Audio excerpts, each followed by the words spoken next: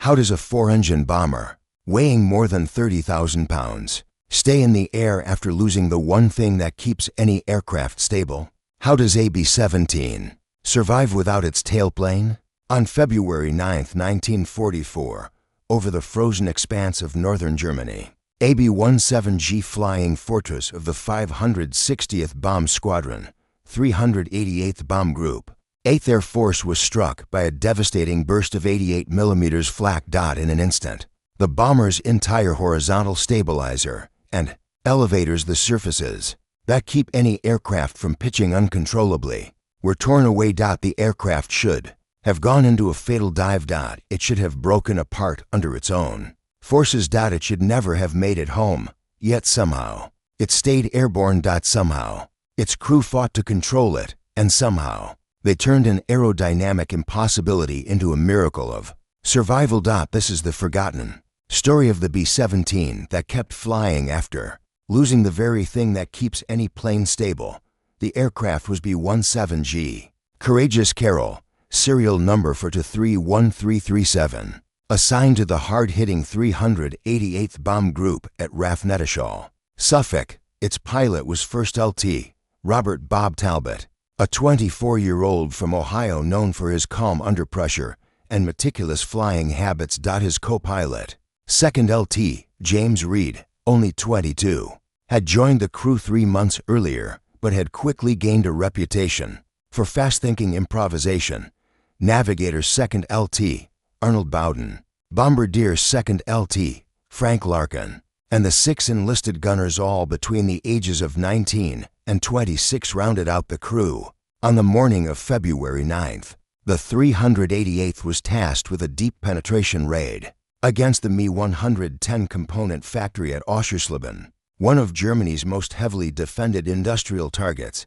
The men knew the risks.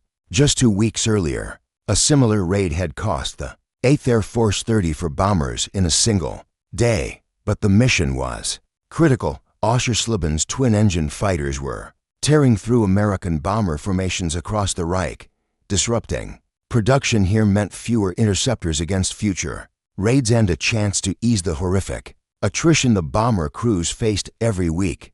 And so, at 0815 hours, Courageous Carol lifted off into the steel-gray sky, its engines roaring against the frigid February wind. Inside the cockpit, the temperature would drop to below 30 C at altitude. Frost clung to every metal surface. The crew huddled into heated suits, oxygen masks, and flak jackets. Little did they know, this mission would test the limits of aviation physics and the limits of human endurance. By 0940 hours, the bomber stream crossed the Dutch coast at 21,000 feet. The first flak bursts appeared, black smudges against the endless gray sky. Courageous Carol flew in the low element of the 2nd Squadron of Vulnerable Position. LT Talbot held formation tightly, riding the turbulent slipstream of the aircraft ahead. At 10:15 hours, German radar-guided 88mm batteries near Bremen opened fire. The shells were precise, deadly. The Bombardier LT Larkin later recalled, "It felt like flying through a storm of hammers. One blast rocked the B-17 so violently that tail gunner Skd. Walter McKinney screamed over the interphone that he saw part of the right horizontal stabilizer get ripped open like paper. But the tailplane, though, damaged. Held. For the moment. As they pushed deeper into Germany, Luftwaffe fighters began to swarm. Mi-109 gigaseconds and FW-190 as circled just outside .50 caliber range, waiting for the perfect moment to strike. At 1100 hours, they did. 3 FW-190s dove from above, raking Courageous Carol with 20mm cannon fire. The right waist gunner, Skd. Paul Greeley, saw the tracers flash past inches from his face. The bomber shook as shells tore through the fuselage, but Talbot kept her in formation. Then, at 11:26 hours, the formation began its final run toward Oschersleben. The Luftwaffe fighters broke off, or the flak took over. The flak over Oschersleben was legendary. Some crews called it Hell's Gate. Others said the sky turned solid black. By 11:32 hours, the group entered the kill zone.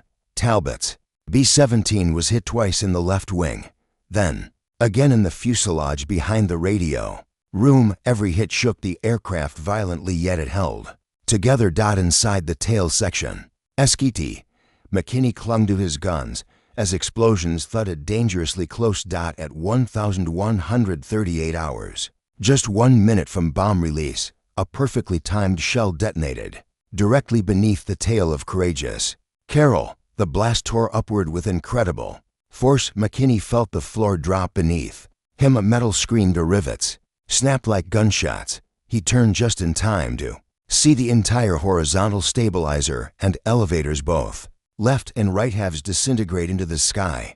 Pieces of the tailplane spiraled past the waist gunners inside the cockpit.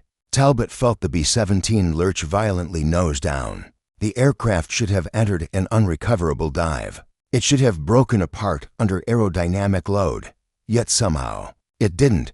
Talbot pulled back on the yoke and miraculously the bomber leveled. Barely, but enough. The crew had seconds to realize the impossible. The B-17 was still flying.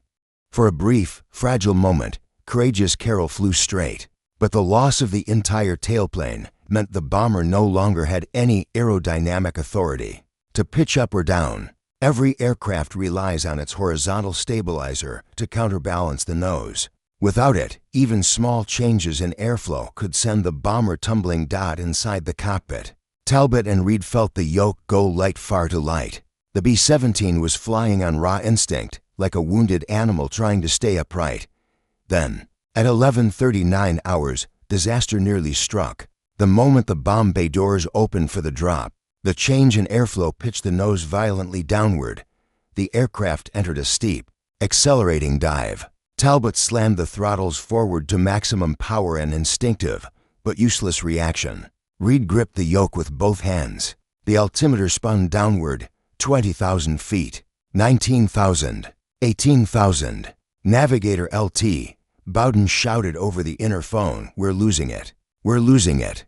G-forces slammed the crew into their seats. Loose equipment clattered through the fuselage. The bomber shook like it was being torn apart. At 17,500 feet, something extraordinary happened. The airflow over the shattered rear fuselage stabilized, just enough to arrest the dive.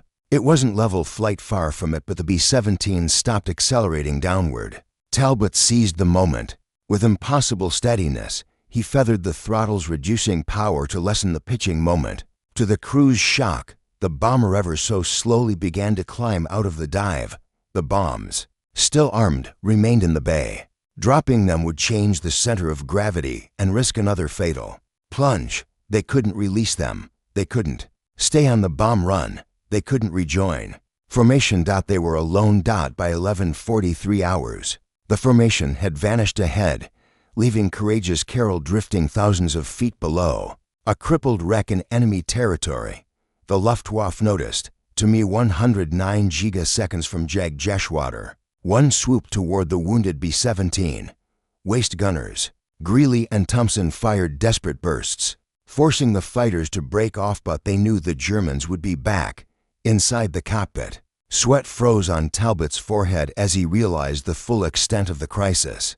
They were flying a bomber with no tail surfaces. The only thing keeping the plane stable was whatever chaotic mix of torn metal, airflow, luck, and sheer willpower happened to align at that moment. Talbot spoke quietly to Reed. "Every adjustment we make might be the one that kills us." The co-pilot nodded. Their situation was impossible, and it was about to get worse. At 11:50 hours, electrical failures rippled through the tail section. The interphone crackled. The oxygen system behind the radio room sputtered out. Temperatures remained lethal at altitude. Talbot made a decision that could kill them or save them. They had to descend. He eased the throttles back. The nose dipped dangerously. The bomber shuddered.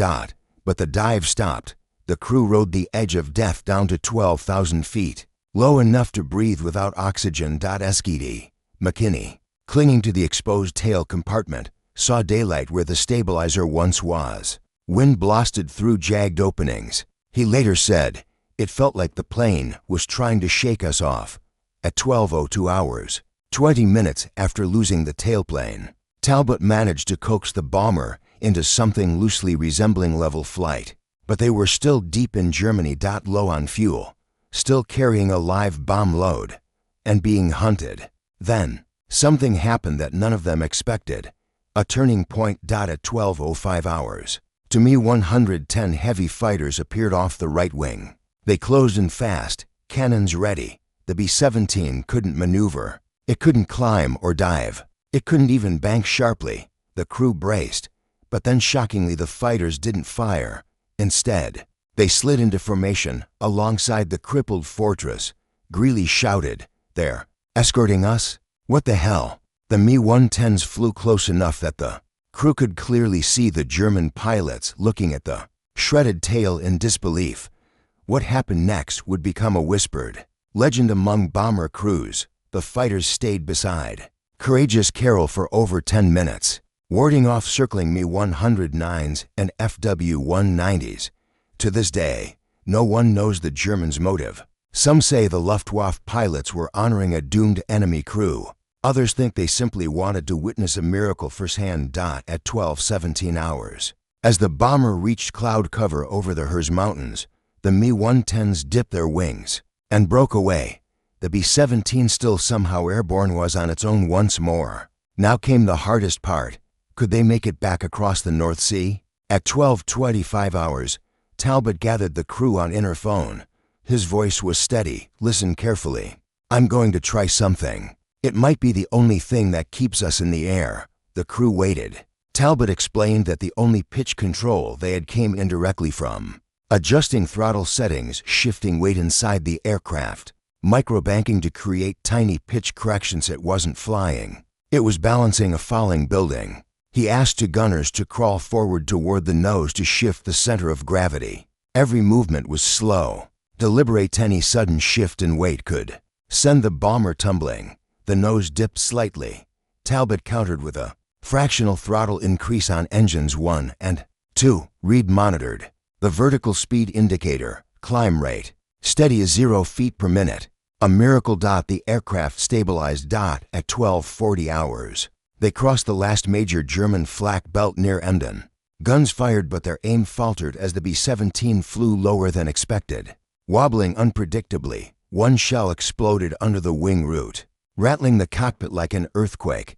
But the bomber held. At 13:05 hours, they crossed the Dutch coastline. They were out of Germany, but they weren't safe. Fuel was critically low, and landing a B-17 with no tailplane was considered aerodynamically impossible. What happened next would push LT Talbot to the very edge of human capability. By 13:10 hours, Courageous Carroll limped across the North Sea, barely 1,500 feet above the rolling winter waters. Spray from the waves flickered in the sunlight as the bomber staggered forward, struggling to maintain altitude. Inside the cockpit, Talbot's arms were numb from gripping the yoke. Co-pilot Reed monitored every instrument with hawk-like focus. The engines, especially number 3, were running rough, coughing intermittently. They were close, but one final challenge remained. How do you land an aircraft that cannot flare for touchdown? The horizontal stabilizer normally provides the counterforce that lifts the nose before landing, reducing speed and descent rate. Without it, a B-17 would slam into the runway nose first to fatal impact. At 13:32 hours, the crew made radio contact with RAF Woodbridge, one of the 8th Air Force's designated emergency airfields on the English coast. The air traffic controller's voice crackled. "Courageous Carroll, we see your tail damage. Strongly advise ditching." "Repeat, ditching." Talbot looked at Reed. "No, if we hit the water in this condition, she'll break apart." Their only chance was a landing, an impossible one. Talbot ordered the crew to their crash positions, except for the flight engineer, Tech SKT, Henry Doyle, who remained behind the pilots to monitor engine temperatures and fuel flow. At 13:40 hours, the runway came into view, the moment of truth. Talbot reduced power gradually, millimeter by millimeter. Every slight change risked destabilizing the aircraft. The B-17 began descending faster than expected. Reed shouted, "Sink rate to high." Talbot nudged the throttles forward. The nose rose just enough. The bomber steadied at 20 feet above the runway. Talbot made his final move. He cut power on the inboard engines, keeping the outboards just above idle. This uneven thrust created a subtle pitch-up moment just barely enough to mimic a flare. The main landing gear hit the runway with a bone-shaking crash. The aircraft bounced once, twice. On the third impact, the nose wheel slammed down, bending under the force, but not collapsing. Sparks showered from the underside. The bomber skidded violently, veering left, then right, for a moment. The crew thought they were going to cartwheel. Then, with a final shudder, Courageous Carol came to a halt just yards before the runways and silence. Total silence. Then cheers, laughter, sobs, disbelief all mixing together. Inside the shattered fuselage, they had survived. Something that should have killed them a dozen times. Over. Post-landing inspection stunned the ground crews. Where the horizontal stabilizer should have been, there was nothing but twisted metal and jagged remnants. Aerodynamics experts examined the wreckage and concluded that the unique pattern of damage combined with Talbot's throttle management created a marginally stable airflow pocket that kept the aircraft barely controllable. One engineer remarked, "This airplane should not have flown another 10 seconds. That it flew over 100 miles is beyond understanding." Every member of the crew was recommended for commendation. Robert Talbot received the Distinguished Flying Cross, co-pilot Reed, navigator Bowden, bombardier Larkin, and the entire enlisted crew were awarded air medals with oak leaf clusters for their conduct under extreme conditions. Skd. Walter McKinney, the tail gunner who witnessed the stabilizer's destruction firsthand, later said, "I thought my life ended when the tail blew off, but the old fortress, she kept us in the air." And Talbot, he flew her like a man possessed. The story of Courageous Carol spread quietly through the bomber groups in East Anglia. Pilots whispered about the flight that defied physics, about the German fighters that formed an honor escort, about the landing that should have been impossible. But as with so many wartime events, the story faded over the decades, overshadowed by larger battles and more famous missions. Yet for the men who lived it, and for the few who knew the details, it remained one of the most astonishing survival stories of the air war over Europe. A testament to the ruggedness of the B-17, a testament to skill, courage, and the will to survive, a testament to the thin line between life and death in the skies of World War II. This was just one of countless untold stories from the Second World War. Subscribe to WWII Records as we continue to bring these forgotten chapters of history back to life.